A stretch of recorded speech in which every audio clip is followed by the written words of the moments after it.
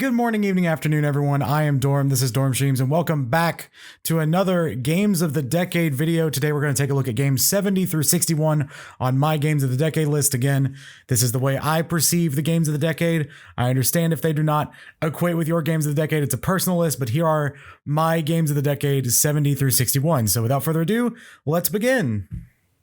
Number 70, Fallout 4.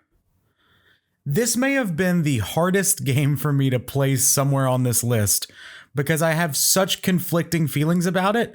I love the Fallout series. It's one of my favorite series of games of all time. Fallout 3, while not in this decade, is one of my favorite games of the past few generations. It is the game that I consider the first foray I really had into what I would call like an adult game or like a modern game, I guess. Fallout 4, while not the next game after Fallout 3, another Fallout game falls in that part and may be on this list, so we're not going to talk about that game.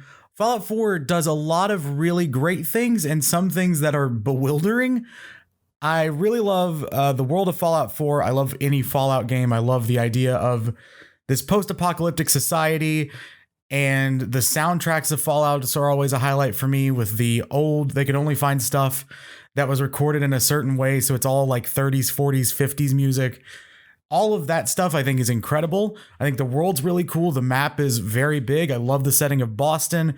Fallout 3, my favorite Fallout, takes place in DC. They both have very similar American history vibes in the way they've revitalized the museums and the landmarks around each city. Fallout 4 has a lot of really good stuff going for it. I actually really like the system of the Minutemen and the other factions in the game. I love the way they sort of intertwine and they all revolve around this Institute thing, which I'm not going to spoil, but that's sort of an overarching what is this mystery going on. And I ultimately think the story is actually really captivating. I like the twists and turns it takes. I like that there is a family connection, just like in Fallout 3, but sort of the reverse of that connection with you searching for your lost child. That's not a spoiler. That's literally like the first 10 minutes of the game. And a lot of that is really cool how they turn it on its head. I will say Fallout 4, for all the stuff it does right, does have a few problems with it. I personally like the base building, weapon modification, all of that stuff that they added. I think that stuff is really cool. I think it probably is a little too important to the game. It reminds me a lot of Batman Arkham Knight with the tank combat, where a lot of people were like, oh, this would be the best Batman game if it weren't for the tank combat. I don't think this would be the best Fallout game if it weren't for the base building, but they sort of make them such an important part of the game in similar ways, where to people who weren't expecting that experience coming in might go, oh, this is weird. I don't want to do this for an hour. I like it. I like building my own house and having the decorations and unlocking posters and all that. I enjoyed that aspect of the game. That being said, there are some misses. The game does feel like it feels like a Fallout in good and bad ways. It feels like it's on an older engine. It looks visually not as crisp as some of the games that came out around it, but ultimately I think it's a really good time. It deserves a spot on this list just because I love Fallout and I was so anticipating this game and I really enjoyed my playthrough of it.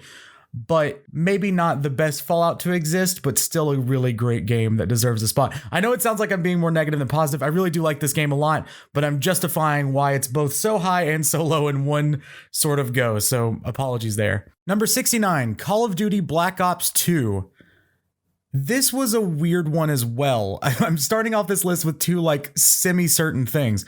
Call of Duty Black Ops 2 may not be the best Call of Duty that came out this decade. I really was not an aficionado of Call of Duty the decade before. I missed out on Modern Warfare 2 that everybody loves. I missed out on, my first Call of Duty was Black Ops. So Modern Warfare 2 was the first one I missed, or was the most recent one I wasn't on brand for or on board for. That being said, Call of Duty Black Ops 2 has the most personal memories for me. This was the game that came out when I was in late high school, and we would just stay up playing it on the weekends, and somebody was always down to do a few matches, and we got kind of good at it. And it was just one of those games that it's a Call of Duty, right? It's a first-person shooter. You know it's going to feel great. The Black Ops series is my favorite of the Call of Duty franchises because I like the modern takes on stuff. I like the technology, but it's not advanced warfare levels of crazy technology everywhere. I think that's a fun balance, and Call of Duty always feels great. Black Ops 2 from a multiplayer standpoint, has some of my favorite maps from Black Ops and Black Ops 2 put together. So spoiler alert, this is the only Call of Duty on this list. I know that some people, like I said, I didn't play Modern Warfare 2. I know that would probably be a lot of people's favorite.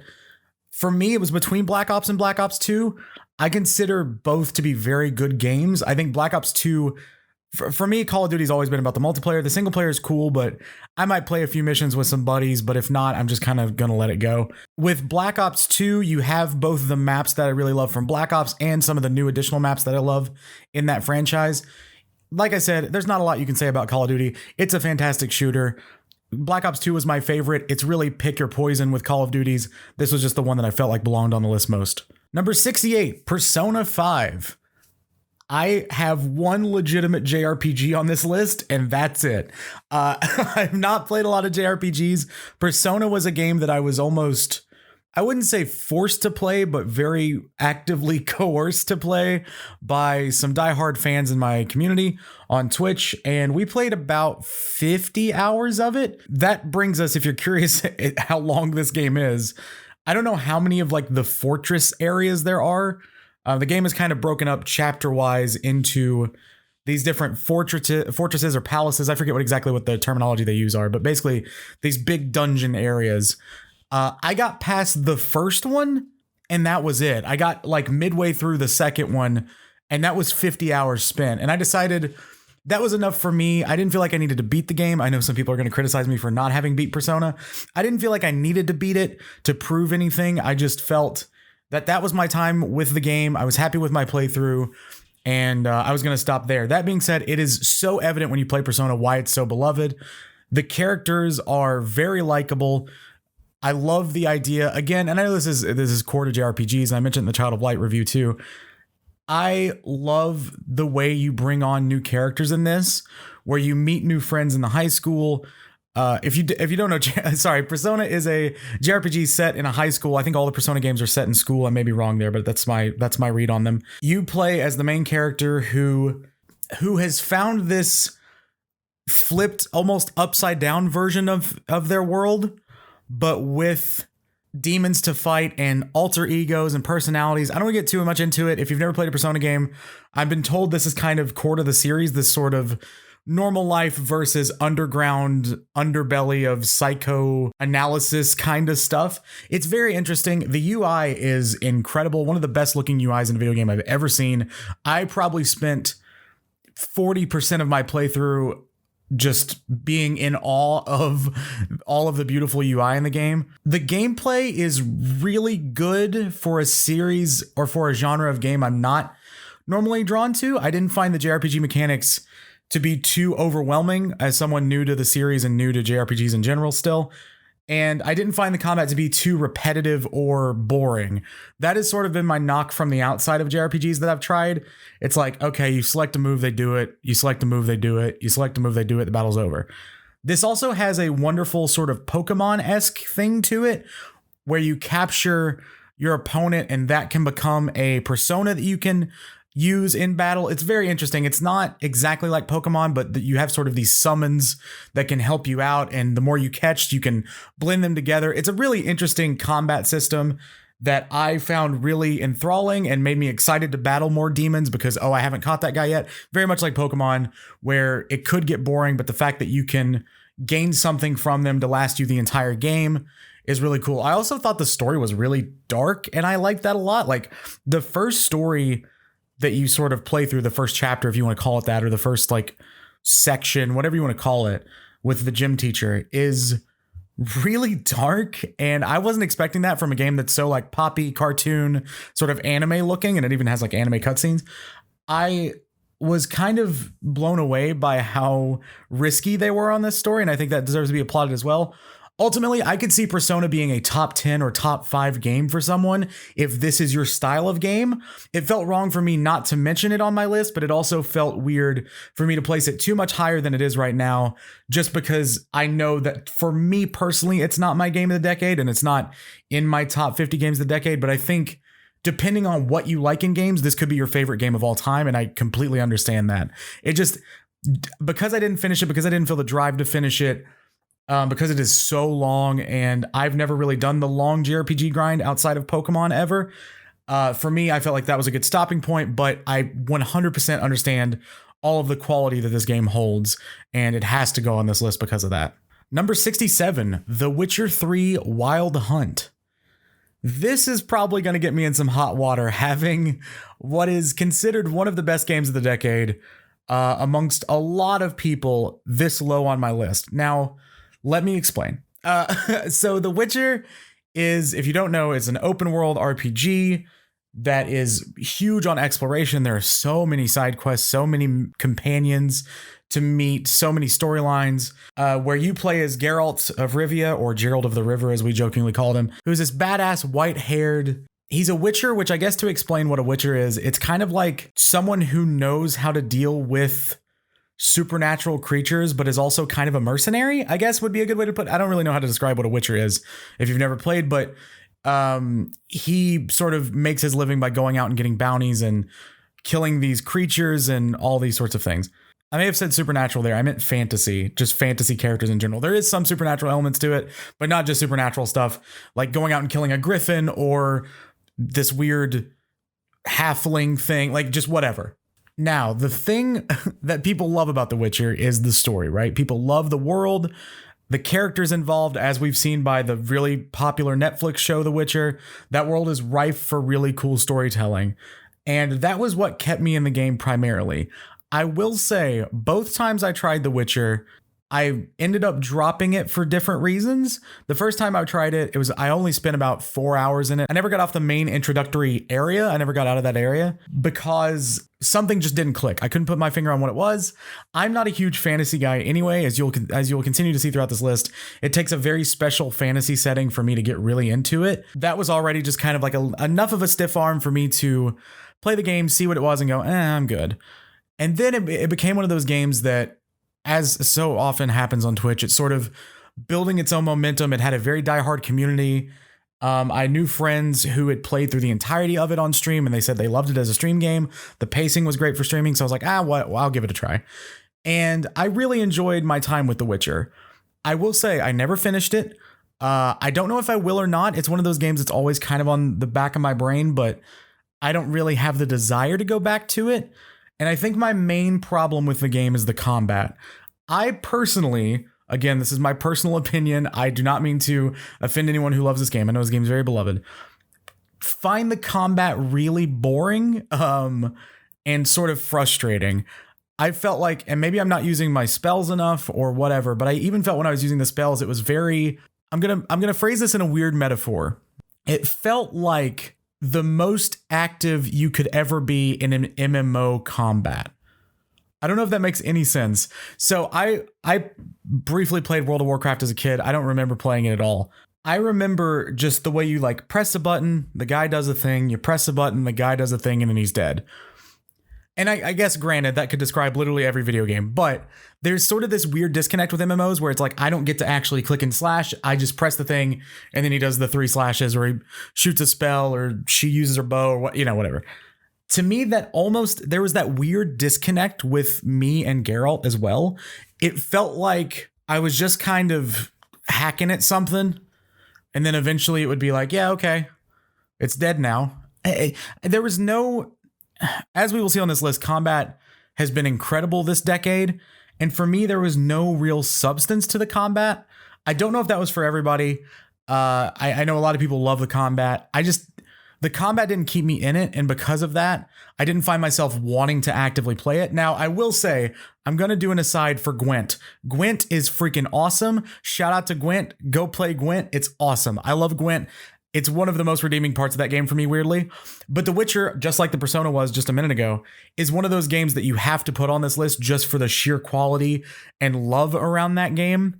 But for me personally, this is where it falls on the list. Sorry if you're upset about it. This is just what the game meant to me. Number 66, The Binding of Isaac. The Binding of Isaac on paper sounds like another one of those games that I shouldn't like. It's a top-down twin stick shooter, I guess, but it's based on dungeon crawling and it's randomly generated and it's a roguelike.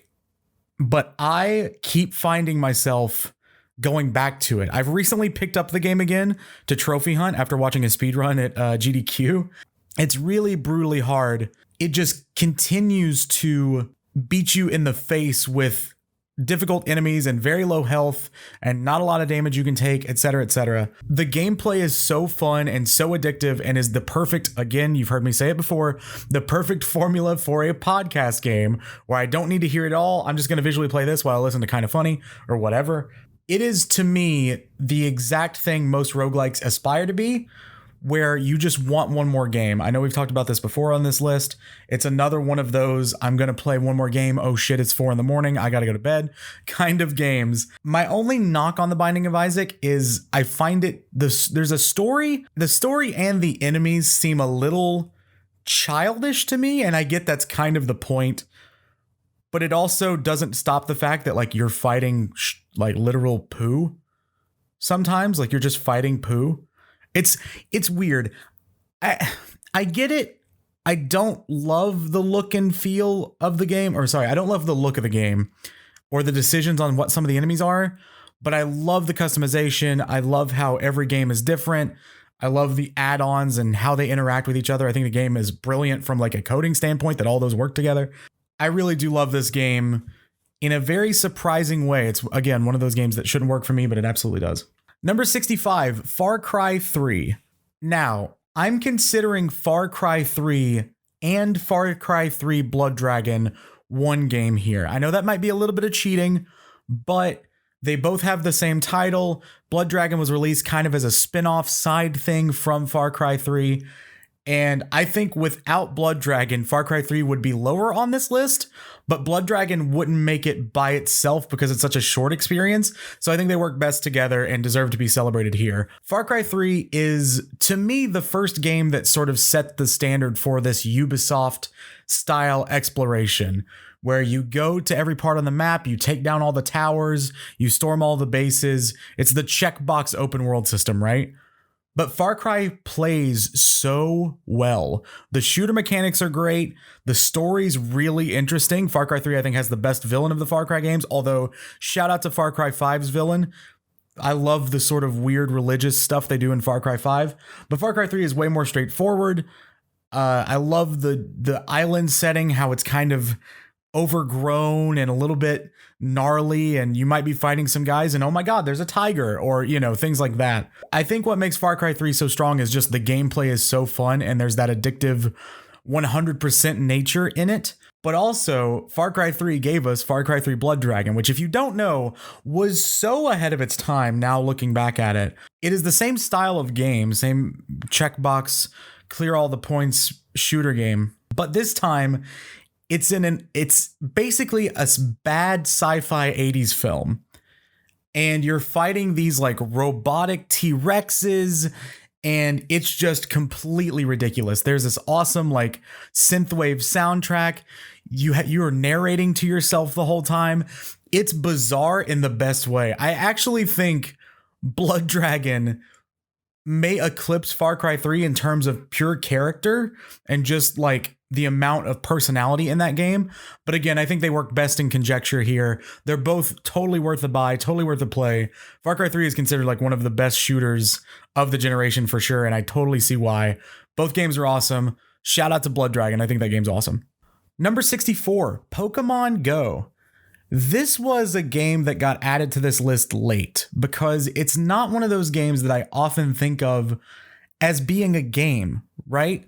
Pokemon Go was an experience. I was in college when Pokemon Go dropped, and the first few weeks of people roaming campus, trying to find the next Pokemon, talking to each other on the street, saying, oh, there was a so-and-so over here. Oh, there's a Bulbasaur hanging out back there. That was one of the wildest, weirdest video game experiences of my life. I cannot think of another video game that brought complete strangers together. I remember so many people having like Team Valor and Team Instinct stickers on their cars and stuff. Like, it was a phenomenon to the point where one of the fraternities at the college set up outside near a common Pokestop with pizza and water just to help people who were playing. It is one of the most bonkers, like, everybody was doing it games I've ever experienced. And for that, it totally deserves on the spot on this list. Plus, it kept going in a really interesting way. They added gym battles and shinies and these sort of event days where one Pokemon is out in full effect. And I don't know, it just brought people together and made me want to go walk. It made me more active. Shout out to Pokemon Go. I really have nothing too bad to say about it. I couldn't justify putting it super high on this list, but it definitely deserves a mention, and it had to be on this list somewhere. So there it is. Number 63, Monument Valley. The rare mobile game makes its entry on this list. Actually, mobile games back to back. This game I played on tablet. I think I played it on an iPad forever ago. Monument Valley is this beautiful, abstract, minimalist puzzle game that revolves around you being able to flip and turn parts of the scenery. It almost looks like a diorama. It kind of has that removed from the camera, removed from the person kind of feel, but in an MC Escher way. It's like if an MC Escher painting was 3D and was a puzzle game.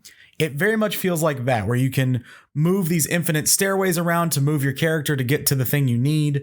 It is one of the most gorgeous games I've ever played. I think it deserves a spot on this list, not only because it made me rethink what a game on mobile, specifically on tablet in this case, could be, but also because it is just one of those games that was universally celebrated. It's an indie game that everybody loved, just has so much charisma to it. It's one of those games that I beat in one sitting. I couldn't stop playing it. I was going to play like an hour before bed, and 2-3 hours later, I was done with it because it was that captivating. I just really like Monument Valley and think it deserves some love. Number 62, Bioshock 2. When ranking the Bioshock games, Bioshock 2 is usually listed last. And I think that is probably accurate to my personal list of Bioshock games. However, I think Bioshock 2 is really, really good. If you've played Bioshock 1, you know about the world of Rapture. This underwater, meant to be utopia created by Andrew Ryan to serve as a refugee under the seas for these people who believed politically in different political systems. I'm not gonna spoil the game, but it was set as a utopia, right? And in the first game, again without spoiling, you end on a pretty certain note with the future of Rapture. However, in Bioshock 2, you come back to Rapture a few years later to discover the new sort of power struggle that is happening there. You are looking for your daughter as you are facing the new enemy. Instead of Andrew Ryan this time, the leader of Rapture is Sophia Lamb, who I think is one of the most underrated video game villains of all time. I love Lamb's character. I love that she talks to you throughout the game, trying to convince you why she is correct. I think there's a lot to love in this world. Again, it's Bioshock. I think they do a great job of exploring more storylines that could have happened since Bioshock 1. And maybe my love of this game stems from the fact that I did do a playthrough getting all of the sort of audio logs to listen to those stories, but the environmental storytelling in that game is top notch. I love all of the audio logs. There's a complete story arc that I think happens only in the audio logs, and then you see the ending of that. But I don't know if most players would catch that was tied to the audio logs unless you got all of them. I think there's a lot to love in that regard of the game. There are a lot of cute little things, or not cute, but there are a lot of smart little things that are involved in the game. Bioshock, again, just Rapture in general is one of the coolest settings in video games, period. Ideologically, visually, it's just really wonderfully done.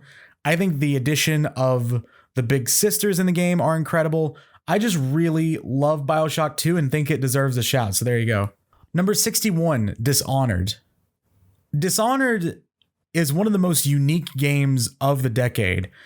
It was a game that came out, was a new IP in an era where a lot of games were sequels, especially from Bethesda, who kind of went, okay, we're doing Skyrim, we're doing Fallout, but we're going to publish this game called Dishonored with a very unique art style. No other game except for it's almost cel shady, but in a more painterly style, in a very unique setting of this sort of steampunk, gritty, French Revolution kind of area, with this gameplay that is very forward thinking in the fact that, yes, you have bullets, yes, you can stealth kill, but you also have all of these superpowers where you can blink to one edge to the other, you can go invisible. There are all these different powers that you have, and all of those things combined with a pretty captivating story make Dishonored one of the best games of the decade, in my opinion, and one of the coolest new ideas to come to gaming this decade. I know that they've spawned a few games now with Dishonored and Dishonored 2 and the equal, like, smaller shoot-off projects.